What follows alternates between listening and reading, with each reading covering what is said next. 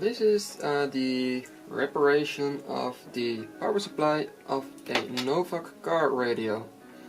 Previously I have already repaired the vibrator unit, which is an interrupter type vibrator. The repair consisted of prying open the can and cleaning the contacts. Now I'm starting to replace the old wax type capacitors. It measures about 20 mega ohms of leakage, DC leakage at around 500 volts.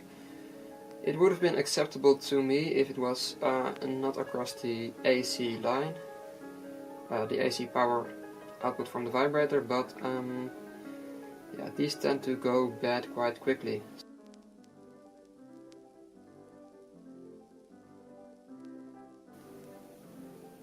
No, it isn't anymore.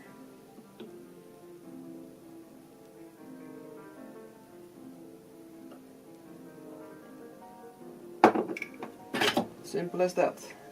I found yet another problem. One of the ground points that's soldered to the chassis has come loose, and there are two more wax type capacitors in here, which I will measure and replace. But yeah, first I will desolder this. Sometimes I just cut them loose if they are hooked in place, which seems to be the problem over here. Yeah, the wire seems to be looped through it. Easier to just cut it than to try to solder it, desolder it.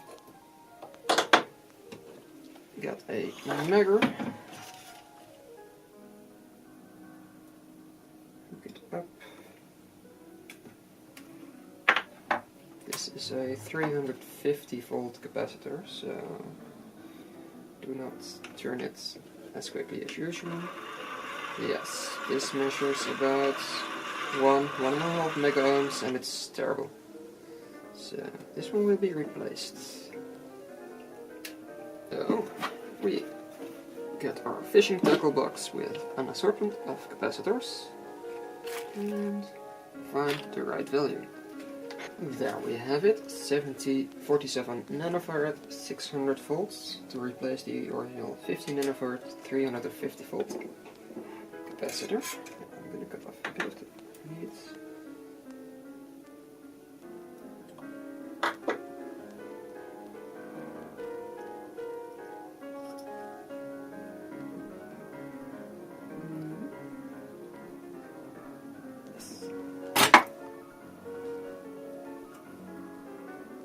Let's also check the leakage current of the bipolar capacitor.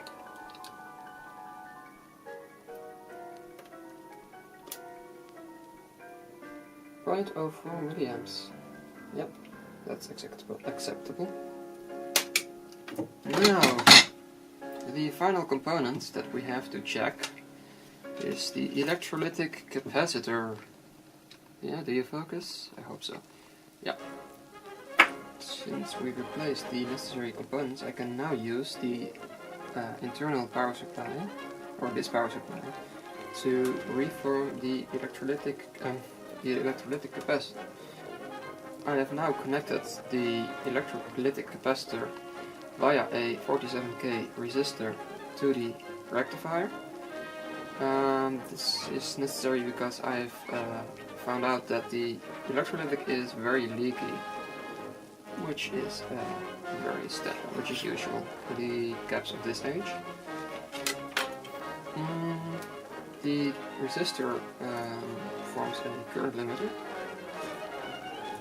which prevents it from A, blowing up, and B, it will allow the oxide layer of the capacitor to reform at a maximum current of about 1 milliamp or so.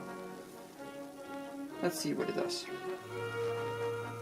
195 volts, which is acceptable. I've measured the no load voltage, which was 250 volts. So yeah, this is actually not too bad. Well, I thought the capacitor, electrolytic capacitor, wasn't very leaky, but I made a mistake in connecting this stuff. I was measuring the voltage on the output of the rectifier instead of the voltage on the capacitor after the resistor. Turns out it is quite leaky as I thought. Just as I thought. The voltage on the capacitor is now 25 volts. The leakage current I measured was 25 milliamps. Now, if all is well, the voltage should rise very slowly. And sometimes it works, sometimes it doesn't, so I'm gonna let this buzz away for a while. Don't forget your safety precautions, always make sure your cats are sitting relaxed and that they will not try to jump on your workbench like mine tend to do.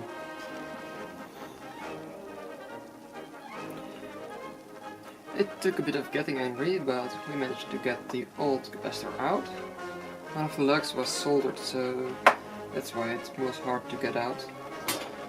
And here is our new one, with the same footprint, luckily.